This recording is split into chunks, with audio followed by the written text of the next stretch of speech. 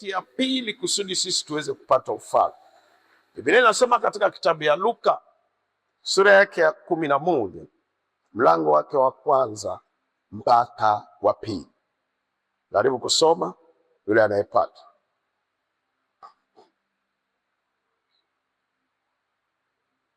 Kitabu ya Daktari Luka sura ya 11 mstari wa kwanza mpaka wa pili.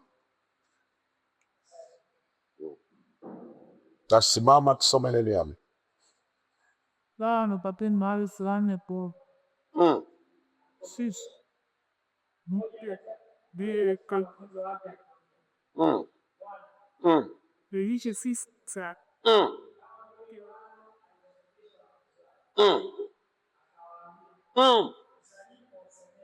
Sema.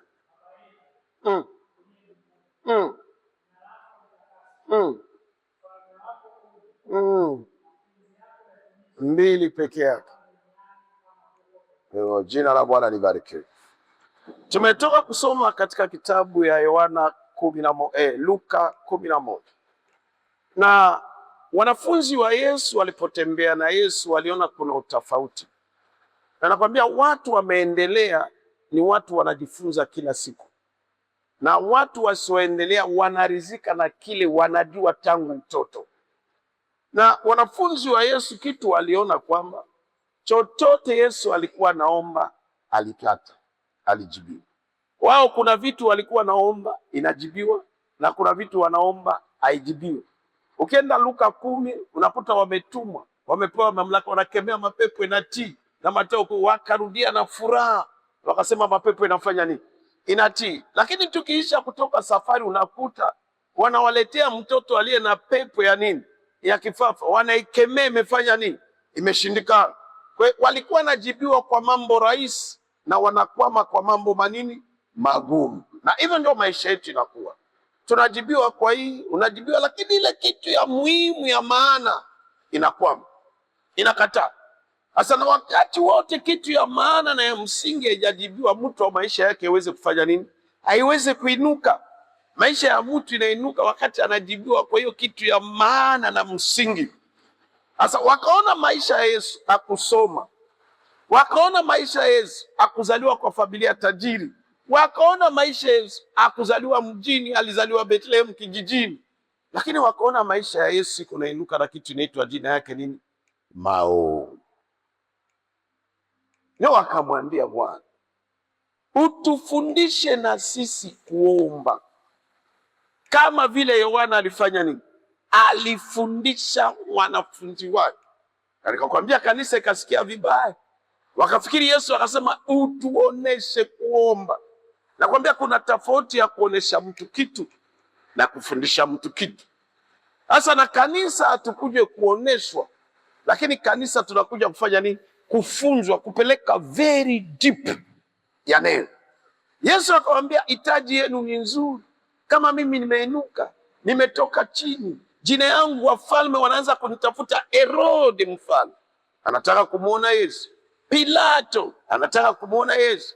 Yesu akamwambia secret yangu iko, mtaposimama kuomba. Kwa hivyo anawaambia kila mtu anayeokoka, kando ya kuombewa na mchungaji wake, kando ya kuombewa na askofu yake, mbingu inataka mimi kama mimi, wewe kama wewe, ujiombee nini? Binafsi. Sasa anasema mtaposimama kuomba semeni, Baba yetu uliye juu mbinguni. Nitaruka hiyo somo kwa sababu sifundisha sala ya Baba yetu. Namba 2, nasema na mseme jina lake litukuzwe. Nitaruka hiyo somo, ina maana yake. Kwa mtu kusifiwa lazima awe na vitu amefanya. Unaona vile Tanzania imenyamaza. Subiri wakati wa uchaguzi. Mtaona magari natembea iko na sifu watu. Lakini wale watu hawasifiwe bure. Kuna vitu watu wamefanya, wamepewa na Mungu. Kila asubuhi, kila mchana, kila jioni, kila usiku anataka afanye nini? Asifiwe kwa maisha. Lakini kusudi asifiwe lazima akuwe na vitu amefanya nini? Amefanya. Na ndio kuna vitu Mungu anaruhusu kigumu. Mungu anatafuta jina yake ifanye nini? Isifiwe. Lakini pahali mtu atafute jina ya Mungu isifiwe, mtu anatafuta jina ya mtu ifanye nini? Isifiwe. Mungu akamwambia Musa, wapeleke wana wa Israeli mbele ya bahari ya Shamu. Farao ataposikia atasikia kwamba wamepotea, lakini mimi nataka jina yangu ifanye nini? Isifiwe. Kuna vitu kwa maisha yetu inakuja ngumu, lakini Mungu anayeruhusu kunataka jina yake ifanye nini? Isifiwe, kwa sababu hawezi kumsifu mtu pasipokuwa na kitu amefanya. It is impossible. Sasa siingie kwa hiyo somo. Tena mambo mingi wa Kristo wako nalia nayo. Mambo mingi watumishi wa Mungu wako nalia nayo. Ni vitu Mungu anaviruhusu kunataka jina yake ifanye nini? Itukuzwe, lakini watu ndio wanazuia kwamba jina ya Mungu isifanye nini?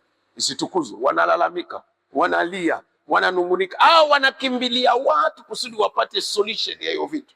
Lakini Mungu alitaka kwa hiyo jambo jina yake kwa maisha yako itukuzwe. Lakini sio pointi yangu. Pointi yangu ya tatu, na akasema mtapokuwa naomba mseme ufalme wake ufanye nini? Uje. Najua Yesu anapowafundisha wafunzi kwa ile wakati, Herode ndio alikuwa anatawala, Pilato ndio alikuwa anatawala, na Biblia inasema Waefeso 2:2, mfalme wa dunia kwa sasa jina yake nani? Shetani. Tunaokoka, lakini anayetawala dunia ni Shetani. Na kama Shetani anatawala dunia, mambo ni ngapi? Matatu. Yohana 10:10, kazi yake kuiba, kuua na kuharibu. Ndio utakuta unapambana na kitu, mwisho matokeo zero. Unasukumana na kitu, mwisho hakuna matokeo yoyote. Shetani anaiba afya yetu, Shetani anaiba pesa yetu, Shetani anaiba uchumba wetu, Shetani anaiba ndoa yetu, Shetani anaiba watoto wetu. Namba 2, anaharibu. Unakuta kila kitu kinaharibika, kila kitu kinaharibika, kila kitu kinaharibika. Na namba 3, kila kitu kinakufa. Biashara inakufa, uchumba unakufa, ndoa inakufa, kazi inakufa, kanisa inakufa, huduma, kila kitu inade. Sasa akaambia wanafunzi wake katika kutaka kuomba ni mzuri.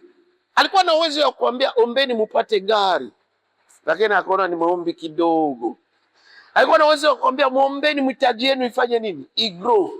Ni maombi kidogo. Sasa mtapokuwa naomba, musikose kuomba kwamba na ufalme wa Mungu ufanye nini? Uje. Ije kwa maisha ya nani? Kwa maisha yetu. Na ufalme wa Mungu kija kwa maisha yetu inaleta vitu ngapi? 2. Inaleta uzima na uzima tele. Wewe kusudi tupate kuweza kupata ufalme wa mbingu, namba 1, kando ya kwanza kuheshimu kanuni zake, sheria zake, haki zake. Lakini kila asubuhi, kila mchana, kila jioni tunahitaji kuwa na matamanio ya kuomba ufalme wa nini? Wa Mungu uje katika maisha yetu. Acha nianze kukuonesha, maybe hautaelewa, maybe hautatambua. Nikuoneshe mahali ufalme wa Mungu ilifika. Miriamu alipobeba mimba, unasikiliza? Na alipobeba mimba, aliyekuwa ndani ya tumbo ya Miriamu jina yake Emmanuel. Hiyo ni moja ya jina yake, Mungu pamoja nasi. Jina yake ya pili Yesu, ni mkombozi. Jina yake ya tatu ni mfalme wa wafalme. Na huyu mfalme wa wafalme alipokuwa ndani ya tumbo, unasikiliza?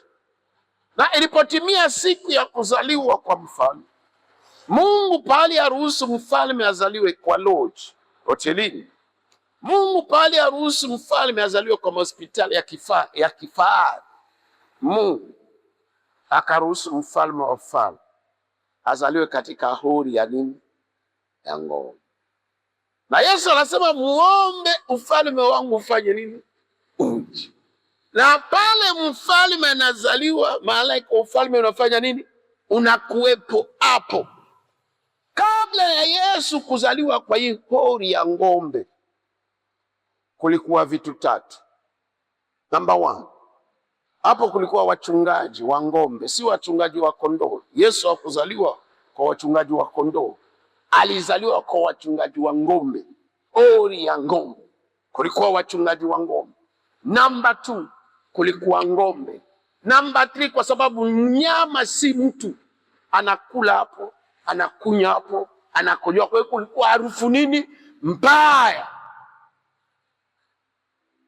Lakini Biblia inasema tu wakati mtoto mfalme Kwa hiyo ufalme ulikataa kwenda hotelini, ufalme ulikataa kwenda hospitalini, lakini ufalme ukaenda kuzaliwa kuna sehemu kuna harufu chafu.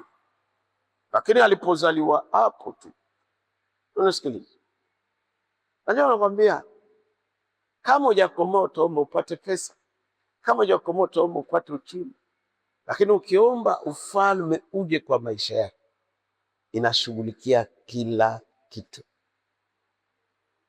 Mtoto alipozaliwa kwa sababu ni mfalme, kwa hiyo hapa inakuwa mara moja nyumba ya kifalme. Mungu akatuma mamajusi kutoka mbali, na mamajusi walipotoka mbali wakaja na vitu. Kitu ya kwanza, unisikilize, walikuja na uvumba.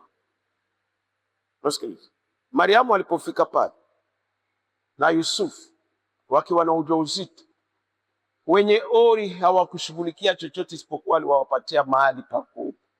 Kwa hiyo mama alikuwa anavumilia pale harufu ya mavi, harufu ya makojo. Lakini mtoto alipozaliwa, la si katoto, lakini ni mfalme wa wafalme. Kwa hiyo ufalme unakuja kuingia katika nyumba ya nini? Ya ori ya ng'ombe.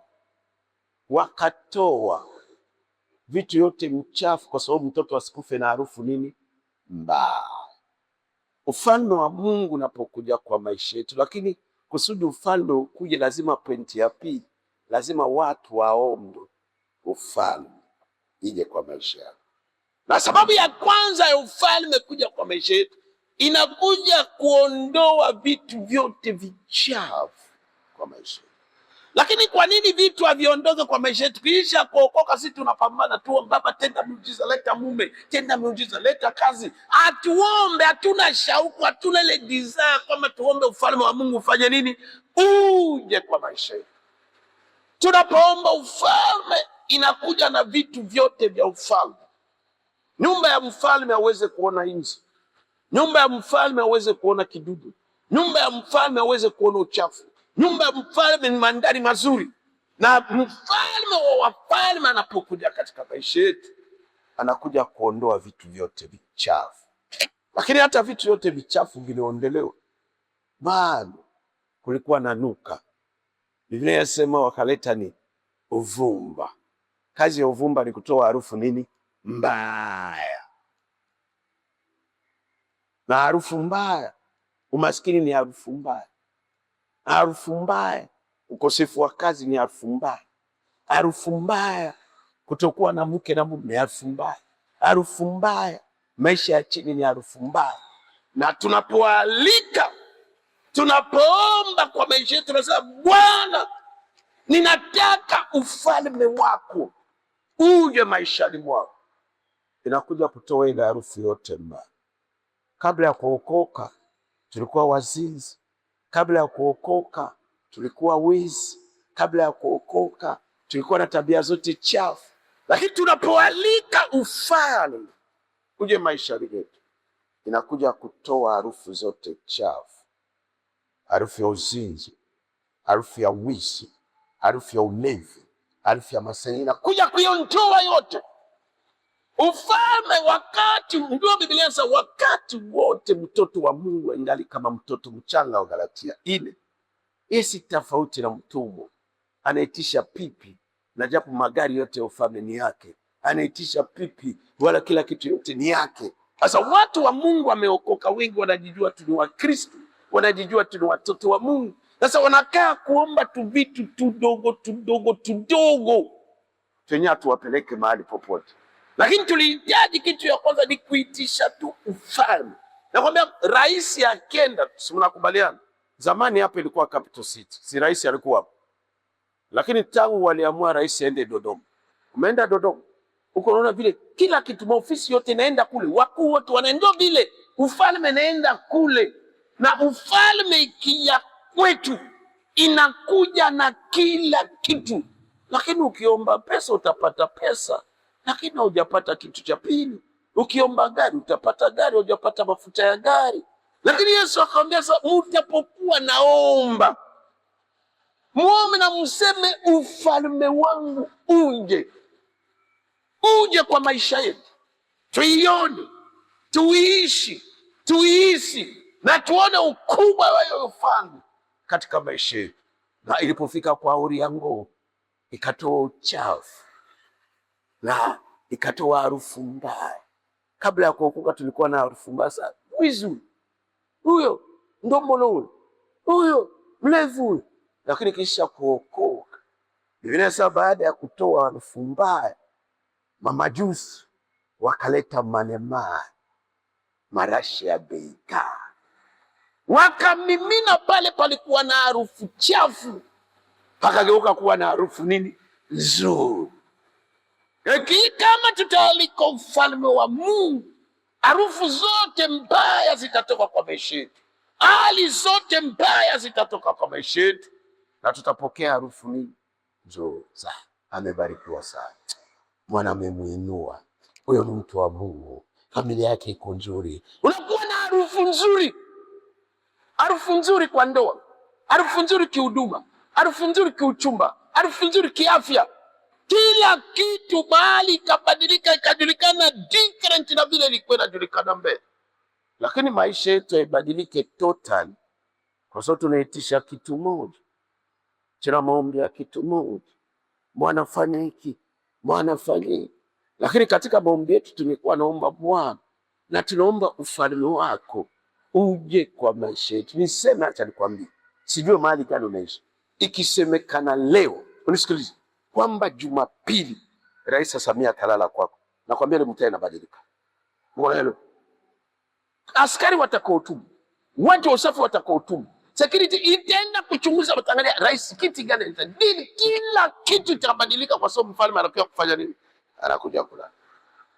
Sasa akuambia ombeni shamba, akuambia ombeni gari, akuambia ombeni nyumba. Anasema na mtapokuwa naomba, kwa sababu walikuwa nataka waombee hiki na hiki kijibiwe. Sasa kaona kiwango ya mtazamo yao iko kidogo, akawapeleka katika mtazamo mkubwa. Sasa mtakapona omba, mseme na ufalme wako uje. Ufalme unakuja na magari, ufalme unakuja na mashamba, ufalme unakuja na chakula, ufalme unakuja na watu, ufalme unakuja na kila kitu. Kwa hiyo kusudi kama tunataka kupata ufalme wa Mungu, lazima kila siku tuiombe.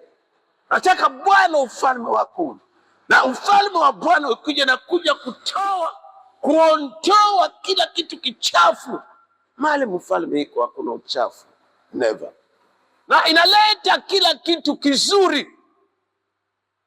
Na namba 3, mamajusi, angalia, walielekezwa na Mungu, ilikuwa revelation, kwa sababu mfalme, mahali mfalme anapatikana, tunahitaji kuwa pasafi, namba 1. Na tunahitaji kuwa na maisha masafi ya kimwili na ya kiroho. Namba 2, mahali mfalme anapatikana panahitaji kuwa na harufu nzuri, na tunahitaji kuwa na harufu nzuri ya kiroho na ya kimwili. Lakini namba 3, bileza wakaleta dhahabu. Dhahabu inamaanisha tu utajiri. Ni utajiri. Na ndio nikwambia kanuni ya ufalme yote dunia nzima, ulize mahali pote. Dunia nzima ukialikwa Ikulu, aurudi yake mikono tu, unapewa hela. Ikulu yote ya dunia ukialikwa tu, ukisikia mtu alialikwa Ikulu, anarudia. Sasa kama Ikulu itakuja kwetu, inakuja kukaa kwetu, nakwambia hakuna siku utakosa hela. Akaleta zao, lakini kusudi tupate ufalme, Yesu akawaambia wanafunzi wake, kando ya kufatana na mimi, mnataka miujiza, mnataka upako, ile kwa vitu kidogo. Ninyi muombe tu ufalme wangu ufanye nini?